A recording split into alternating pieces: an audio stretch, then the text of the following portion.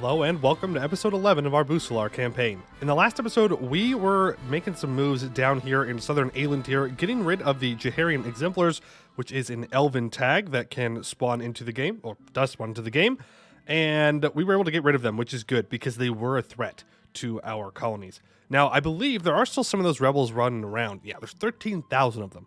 Still running around somewhere in the fog of war. Don't know where, but they're somewhere in here. So we're going to have to find them. We have to find them. And I think the best way to do that is to temporarily stop with you. Go ahead and get rid of your explorer. And switch it on over to our mercs here. And have our mercs go and explore the fog of war to find them. Now we are currently in the process of getting our troops back home. We were doing some naval micro here to take the least amount of attrition damage as possible. So we'll keep doing that. Just want to stay on the coastline. We don't want to go out into the open ocean. That is a problem. It's a problem waiting to happen. And now another problem that we have is Casa. We're trying to integrate them. Right now, it'll be done in 1574. Now, I'm not super great at math, but that seems like way too long. Way too long. So what we're going to do is a couple things. Number one, we need to find a Diplo Rep Advisor. We don't currently have one.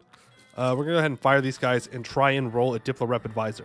Number two, we're going to go to our spells and we're going to cast Magnificent Feast. Now, right now, it's only 606 crowns, but it is technically a weak spell. Just barely. We need to get up over 33%. So what we're going to do is temporarily give out reduced research regulations. That's going to bring them up over 33%. Now, yeah, we should get, let's just reset it just in case. Yes, now we get 30% improved relations instead of just 15%. But most importantly, we're there for the Diplo Rep. That's what we want. We want that +1 Diplo Rep. And then we immediately get rid of reduced research regulations because it gives a -2 Diplo Rep, and we don't want that. We do not want that. So now we go from 1574 to 1562. And with another Diplo Rep, we'll cut it down even more. We need to make sure we take Miltech, then we will take this. There are a couple of missions that I would like to get done, I think. So the first one is Mount Connect needs a fort in development of 10. This is unfortunately mountains. It is what it is. We're going to develop this up to 10, even though it hurts to do, but we need to do it. Reinforce the Kanak. Ever since the years when Busilar was first colonized, the Kanak has served as our natural border and defined what Busilar was and was not. They protected us from threats external and also protected the outside from our own demons and the gnollish or human form that they took. As such, establishing a series of defensive outposts in the mountain range is crucial, so that Busilar shall never fall to invaders again. Alright, we lose 100 crowns, and that province gets 15% local defensiveness until the end of the game. And now, I need Mount Connect to have 15 development and a workshop. Well, let's get those workshops going. Those are something, that's definitely something we could do. 15 development. You're asking for a lot for 15 development. I'm not going to lie. What do we get out of this? Production efficiency till the end of the game. I mean, that is pretty good. That is pretty good. You know what? I'll do 2 points of military dev here. And then we'll do 2 points of admin dev here.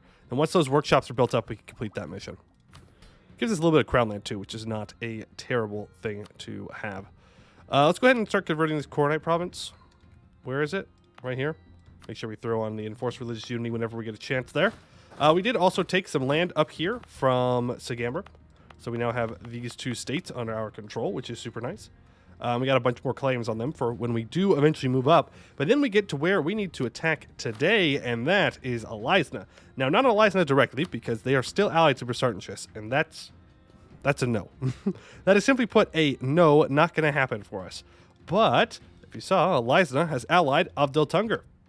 The person I forgot to kill. So I did it on purpose because it works out for us, therefore, on purpose. Big brain plays.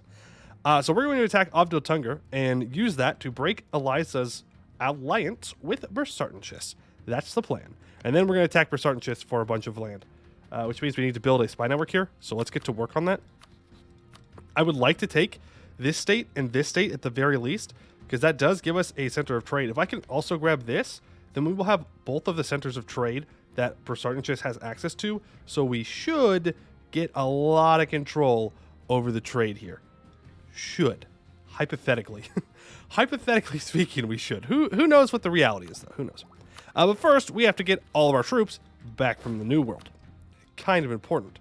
And you need to deal with rebels. So let's see, we go there, and I think we're good to unpause now. I think we're good to unpause. Eventually, I would love to get a stack over here in the New World that is permanent. I don't know. Maybe we leave the mercs around. We don't really have the land force limit for it, though. Any good manufacturers I can build? Not yet. Those are decent.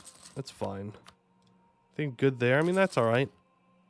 Trade-wise, a pain. Yep. Get that going. That's some manpower buildings. Sure. Governing capacity buildings. Never a bad idea. Literally never a bad idea to build the governing capacity buildings. They don't take a building slot, and you're going to need more governing capacity no matter what you're doing. No matter what you're doing, you're going to need more governing capacity. That is just the way it is. All right, we're going to go deal with these noble rebels for our... we're going to take that Diplo power for our colonial nation here.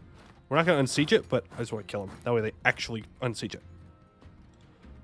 All right. We'll wait for the tick here. Nice. So can I get here in a month? No. Okay, then go up to here, and then we'll wait for the month tick, then we'll send them across, because that's open ocean. Well, actually, is it? No, that's coast. That's coast. We're good. Go ahead and go out to here, then. Yeah, that works. That works. Have we found a Diplo rep guy? We have not. Fire you. Diplo rep, please. Please and thank you. That is what we are looking for. There we go. So we'll hire the Diplo rep guy. So now, Casa will be integrated in 1555. I suppose it's fine. It's not as much as I was hoping for, but it is technically faster. Technically. Not by much. Not by much. Let's make sure that we're still colonizing here. So I guess we go get a colony over in this area of the world. We also go up to Orden. The problem is, if we go up near Orden, then we actually have to defend our colonies, because Ordens, they have troops. They have real armies. So if you want to colonize Orden, you kind of have to go all in. You have to go all in and fully commit to it. And I don't think I'm ready to do that yet. I mean, we don't even have armies over here permanently. So instead, I think we look for a different colonial region. Colonial Amadia. You know, I'm not sure I have ever made a colony in Colonial Amadia. Now that I think about it, I don't think I've ever gone over here. So let's do it. New colony. Cool. Cool, cool, cool. Well, I guess in the World Conquest I did, there was probably a colony there, but I haven't, like, intentionally colonized it while playing as a colonial nation. I guess it's kind of jumping through some hoops to get that to be technically true. But that's okay. We jump through hoops. It's fine. It's fine. All right, you can go ahead and walk across the island. Save more manpower that way. And then we come to the fun times of getting across the ocean with our troops. And by fun times, I mean absolutely terrible times that absolutely suck for manpower. All right, so can we get here in a month? No. No, we cannot. So we're going to take one. Can I get here in the third month?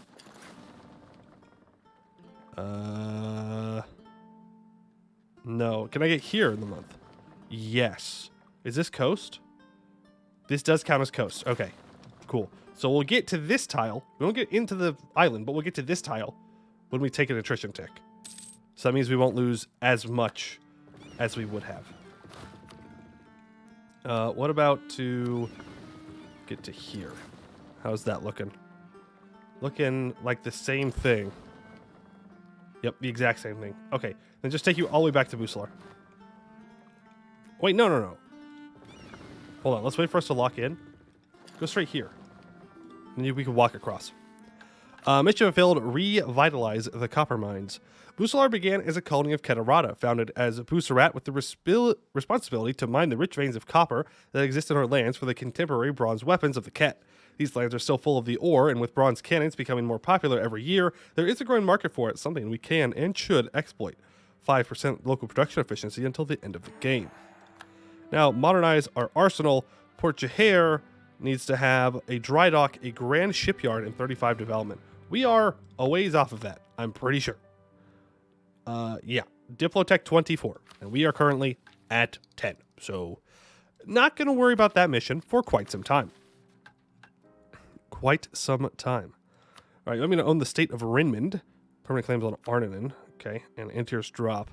Yeah, they definitely want us to go hard into that area. And then we get subjugation on Ovdal Tungr, which doesn't matter. You want me to own all of that from Birzartanšes? I really don't want to take that, though, in our first war with them, but we probably should. Oh, are we going to feed this to Crathanor? What are we going to do with this land? That's a dwarven hold. I don't really want to hold that myself. It might be worth it to release Ovdal Tungr. Can we really afford another vassal, though? I don't know about that one. I don't know. But the dwarves could definitely use this more than we could. They could repair this. They could keep digging it. I can turn them into like a march or something, maybe. That would make them more loyal. I just have a dwarven march right here. And that could give them some of their cores back, like these two. Or claims, I guess. No, it's cores. Yeah. We can give them these, and that way they can hold this mountain pass for me and be like a march there. That seems like an okay idea. I like that idea. It does mean another vassal, though, which I don't like the sound of that, but it is what it is. Ooh. Okay, we're good. We're good. We got to cross without taking too much attrition. You need to walk down towards Eliza. Now, Eliza themselves has 45,000 troops. So we're going to need to move all of our troops down there. Ooh, gold. Nice. I like gold. We're going to move all of our troops down to Eliza to be able to fight them. First, you're going to do with that. And we have another mission complete. Prepare our revenge. 5 owned provinces have barracks. Yep, I did that on purpose. I definitely remembered about this mission. I definitely didn't just build the buildings because I wanted more manpower. Our rivalry with the Silabor is relatively young, but still it is a bitter one. Supposedly, it started during the interregnum of 1173, when the Silabor supported our enemies and even tried to push one of their members onto the Busilari throne. Later, when we came out of the crisis, poor and desperate, we asked for aid from our cousins, but in return for any generosity, they demanded trading rights they had no right to ask for. Ever since then, the Isle of Tef has been our greatest enemy, and it is an enemy we must be prepared to face. Therefore, we must increase conscription and ready our armies for the war that is about to come. Permanent claim on the Isle of Tef area, which we already own. We own the entire island. We are ready. The Lion Armada is restored. We have thousands of men ready to march, and the only thing stopping us is a direct declaration of war to end the rivalry and the menace that is Eberthil. Permanent claim on Deshak, which we also already own. As at last the Isle of Tef is ours, the duplicious and greedy Silabor crush and the Tefori brought into our union of Busanori people. While our dominance of the Busilari Straits is now unchallenged, to the south of Tef sits the land of Deshak, previously guarded by the Silabor. Founded as a Keteronan colony, just as our noble nation once was, Deshak stands defenseless against the depredations of Keterata and the gnolls of the Salahad. We must protect this land from those who would despoil it, and plant our stone lion among its mountains, so all understand who rules East Akan. Alright, till the end of the game, Deshak gets minus 10% local dev cost. I'm assuming that means the province of Deshak. And surpass the gnolls, we have an army and fleet larger than Viacok. I would say that, yeah, we do in fact have an army and fleet larger than Viacok, who does not exist anymore. With us now in control of Deshak, it is time for us to ready our banners and prepare for battle against the gnolls. But first, we need to know this is a battle we can win, so that those foul demon creatures don't make all this progress go to waste. All right, get a permanent claim and a bunch of stuff we already own. Fulfilling our promises. Oh, clicking too fast. Eberthil originally ruled Deshak as a promise to its people to protect it from the gnollish menace. While it successfully did so, it also did only that. It protected. But we are no Tefori noble happy with protection. No, we will push back the gnollish menace and fulfill our promise to the people of Akan that the gnollish yoke on Akan shall be no more. And the gnolls defeated. While the motivations behind our expansion into Akan may not at first have been benevolent, our desire to rid Akan of the gnollish menace is. Busilar knows the pain of the men and women of Akan. Stories of the demons are still told at home to scare children into behaving. We have suffered their cruel torture for millennia, and as such, we know that the only good gnoll is a dead gnoll. Culture in every owned province will become Deshaki.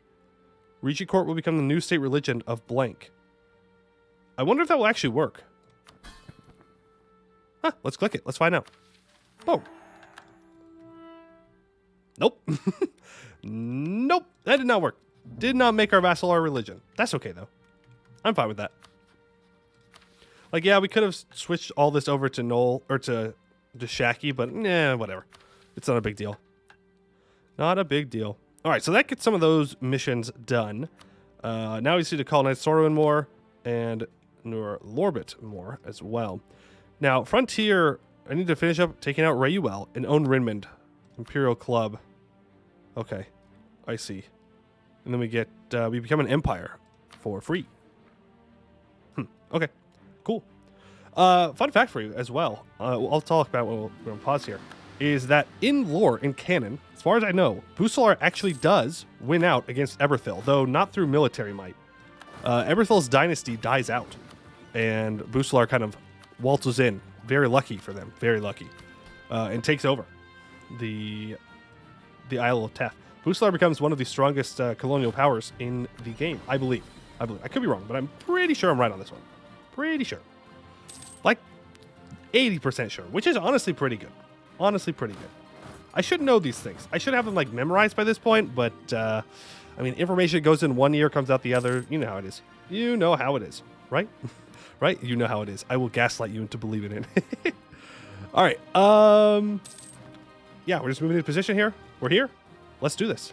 So, Ovdal Tungr, thank you for giving me this opportunity. Let's do it. We do have more rebels. Hondurakian rebels. That's inconvenient. We'll deal with them eventually. You still need to explore to find these guys. All right. Let's scroll back over here. All right, so let's go ahead and move out. Take that siege. We'll just start moving up slowly. I don't want Eliza to think that they can actually come and fight us over here. So don't move too quickly. Hopefully Casa is useful in this war. They are loyal, so they should be. They should be useful. But, I mean, at the end of the day, it is the AI. Krathanor is already doing their job. It's good. Yep, see, there they are. There they are. We're going to have to keep a close eye on them. Make sure they don't try and snag us here. Where are my heavy ships at? Where did I put those? How does one lose heavy ships? There you are. How does one lose a whole fleet of heavy ships? It's not like they're hard to see. Okay, we're going to go and sink these navies. Get some Navy tradition out of it. And that's a lot of boats. Maybe we don't. Maybe we put our heavy boats away. Yeah, I think we just put our heavy ships away and hide, because that is a lot of galleys. And while galleys are not as good as heavies, they also have 6 heavies. So that would not go well. Those 3 troops are very dead. Oh, I'm a little nervous. They've got 50,000 troops here. We do not have 50,000 troops here. So, not sure what to do about that one. Puts us in a tricky situation. You know what? I'm going to take Miltech here early to grab that .2 infantry fire and increase combat with. Casa's going to get rolled here. I think I'm just going to let him die. I don't know what they want me to do about it. Let's back these 2 stacks up. Maybe that'll convince them to push onto our March Fort here. March Fort. And then we will get combat bonus +1. Yep, that's what they're going to do. That is good. That is good. I have no allies I can call in. Jadari does not want to join because they are attacking people and their relations are not looking great. Not looking great. Oh, I can't make claims on Busilar. I'm a fool. Oh, yeah, I can. Over here. No, we're good. Only slightly a fool. Let's go ahead and make a claim on Akatbar. And here as well. There we go. So we pull you back. Beautiful. How are we doing over here in the New World? You know, we're exploring. Slowly. Are there still Jaharian Exemplar rebels? Oh, yeah. Oh, yeah. They're around here somewhere. There's Relsard and Pearl's Edge, so... And Neckliff and Westham. See, this is what I'm talking about. The moment that they get the tech, Tech 11, they just all start colonizing down here. All the people from the Empire, Relsard, all of them. They just go boom. So you got to try and grab it early if you are an early colonizer. I'm assuming that they're Tech 11 now. No, they're still Tech 10, actually. Huh. Pearl's Edge Tech 11. I thought they needed Tech 11 to get there, but apparently not. Sale of titles. I will gladly take a free stability. Thank you. One of our generals is dead. Let's hire another one. That one's at least a little bit better at combat. Ooh. If only we could island trap these 50,000 troops. If only. If only. Remember, from Eliza, all we need is to break their alliance with Birzartanšes. That is literally the only thing I want from them. I don't want... Well, I kind of want money, but I shouldn't take money. I should make it a short truce, and then we can come back after them later. There's Hondurak rebels. Thank you, Vern, for fighting those. We kind of need to deal with that. We kind of need to deal with those rebels. What we could do... Scorch this, back you two up. Let's go ahead and grab our troops here. Hopefully our boats don't get caught out like this. We're going to grab these 17k troops. We're going to boat back real quick. Real quick, boat back. There we go. Go deal with the rebels. And then we'll bring them back. And by that time, hopefully we can not have this lost. They may be trying to go up and around to Krathenor, which would be amazing. I would love that. That would make my life so much better. I don't know if they're actually going to do that, though. Nope, here's 24,000 of them. But maybe 24,000 are also moving up. Nope, they're all here. Nope, they're all here. Like, I can hope, okay? I can hope. I could dream. We have a new government reform. Let's see here. Ooh, administrative cadre. I kind of like the idea of advisor cost, and I kind of like the idea of admin-free policies. We don't have any admin policies yet. And cheaper advisors are always good. I love cheaper advisors. Yeah, let's go for cheaper advisors. Yeah. Does make our merchants more influential, which is fine. Little nervous about that, though. It gives us more trade efficiency, which I guess is good. But that means I don't get as much land when I take it, because if a estate is over 60 influence, they take crown land when you peace out. Like, let's look here against Eliza, for example. We click here. Where is it? Yeah, see, clergy and nobility gain 0.1 and 0.2 crown land. Sorry. They lose it. The merchant guilds gain 0.1 crown land. These two lose crown land. These guys gain crown land because they are over 60. So that is something to keep in mind. War score costs from other religions or cheaper boats.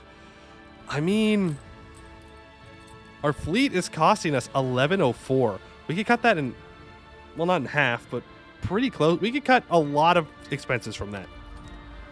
But trade power from ships is also really good. How we get more control here. War score cost versus other religions, also very good. I mean, we kind of have to take the war score cost, right? Like, it's the one that's just good.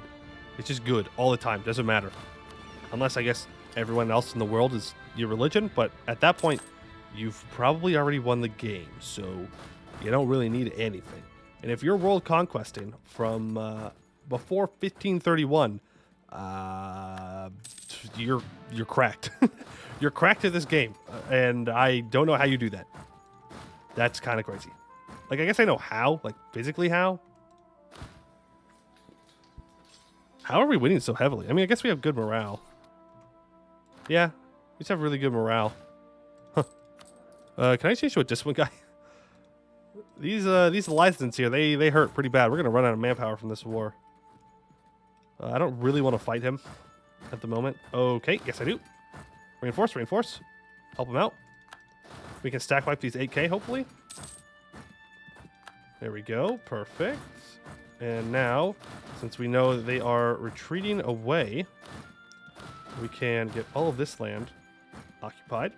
What I'm most worried about is Nolakaz, I think, attacking Eliza. So we're going to send a warning to them. Because I don't want Eliza or Nolakaz to do that. All right, that's hopefully enough to get Eliza out. No. Oh, because I'm still demanding land. No, just no. Okay. Interesting. So be it. Then we shall continue to fight. I've got time. Got no other wars I need to fight. Take some tech here. All good with that. We're just vibing. I am good. That is another colony completed in Sorowin. We're going to continue to colonize up in here. Wow, I had a lot of colonists sitting there. My bad. And make sure all of those are getting sent out. All right, you need to move there. See, it's times like these where I think about playing speed 3, and it's like, speed 3? Bro, speed 4 can sometimes be just painful enough for playing slow, but speed 3? Ooh, coffee from mages. It's recently become discovered that coffee drastically increases the concentration of any magic student. The increased availability of coffee through many alien tier plantations has made it possible to meet the growing demand for this black beverage. Excellent. 50% price of coffee. We gain 289 crowns and 20 prestige. That's cool. Let me go ahead and placate Casa once, just to make sure that they stay disloyal and we instantly get our prestige back up. So it's a win-win. I win, and then I win again. That's the best kind of win-win. All right, there we go. We break their alliance with Birzartanšes. That's it. That's literally all I want. I want a short truce with them because I want their land. I want their land badly. I want a reconquest for Brisson. I want to get land over here. There's so much. Eliza is kind of getting in my way a lot. A lot, which is unfortunate. And we will take this province for ourselves because we can. Go ahead. Get rid of your core. Ooh, actually, that's super nice. Keep Aska Barzil because I'm going to give you that land back. Yeah. I'll give him these, but get rid of the rest of the cores. That way you can't be mad when I own them. Yeah. Yeah. All right, cool. There we go. Now you are annexed, and we can complete this mission. A frontier for Krathanor. Unlike our home in Busilar, our brothers in Krathanor have no natural border, no connect to guard them against the threats of goblins, elves, or fellow humans. As such, as the protectors of Krathanor, we should strive to build a frontier so that nothing may threaten them. Permanent claim on the Tungr Mountains area. Cool. So now, I think we should get our troops up here so we could go to war with Birzartanšes. And that didn't actually cost as much manpower as I thought it would, so that's good. Let's go ahead and grab that ship durability. It also decreases our land and naval attrition, which is super nice. Endure and survive. For much of history, Busilar has been occupied and been of interest of foreign invaders, the most notable of which were the invasion of the Gnolls, who came after they were broken by Daravan the Malignant and his creation of Daravan's Folly and Castanor, who sought to control our lands by force and dominion. Despite this, the Busilari people have survived, hiding and fighting in the arid hills, rivers, and forests of Busilar, enduring and outlasting whatever invader sought to occupy our soils. Eons of conflict have allowed us to adapt to their tricks and tactics, letting us thrive where others would break. 10% land and naval attrition reduction, which is super good because attrition is the #1 killer for sure. #1 killer in this game. Okay, let's go ahead and upgrade one of these to level 3. I think Campaign. I'll give us more manpower here. This would give us more sailors, technically. It's worth more trade power. Yeah, we'll get this one upgraded. It costs 1,000, but it's worth it. It's worth it. Kind of sucks. Kind of hate doing it, but it's definitely worth it. Right? Yeah. Build more manpower or governing capacity buildings. Always important. All right. We are in our golden age, right? Yeah, cool. Let's go ahead and move these troops on up to here. And we could just raise autonomy here. I don't care. I don't want to fight those rebels. Sounds like a waste of manpower. We're not going to get anything out of this anyways. Then we'll leave this in a state. And then when we annex these guys, we'll add this entire state to a trade company maybe. Or just these 2 provinces. I'm not sure. And then we'll just have lots of trade companies in here on 3 of the centers of trade. And it will be good. It will be good and we will make lots of money. And it will be cool and awesome. Cool and awesome. Ooh. Go back over there for a second. What kind of general are they looking at right now? We're looking at a 6'5 general. A 6'5 general. That is rough for us. It's great for them. Great for them. Rough for us. We're going to need to hire another general. We're going to need to go deal with those rebels too. Lots of things we need to deal with. Okay, let's go deal with the rebels first. Land here, because you get a landing penalty if you land on them like that. If they're on a fort, you can land on them directly. Otherwise, you'll get a landing penalty. You know what that? It's -1, -2, something like that. I don't know. It's minus something, and minus stuff is bad. All right, we have currently 47.7 army tradition. We really need at least a 5-shock general to match Birzartanšes here. So let's hope that we get one. What about Austin Fabhin. Whoa. Well, he's fast. And you know what else is fast? How quickly I'm going to fire him. That was not good. That was not good. Looks like we're going to have to go in with a disadvantage on the shock phase. But we do have one little advantage, and that is the fact that we have this fort right here. So Crathanor is able to hopefully defend us for at least a little bit versus this stack. We're going to go in and hopefully take at least one of these forts before this fort falls. That's the goal. We'll see if that happens.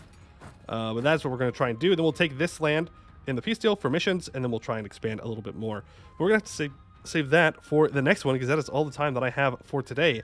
I'd like to thank you all for watching, and I hope to see you in the next one.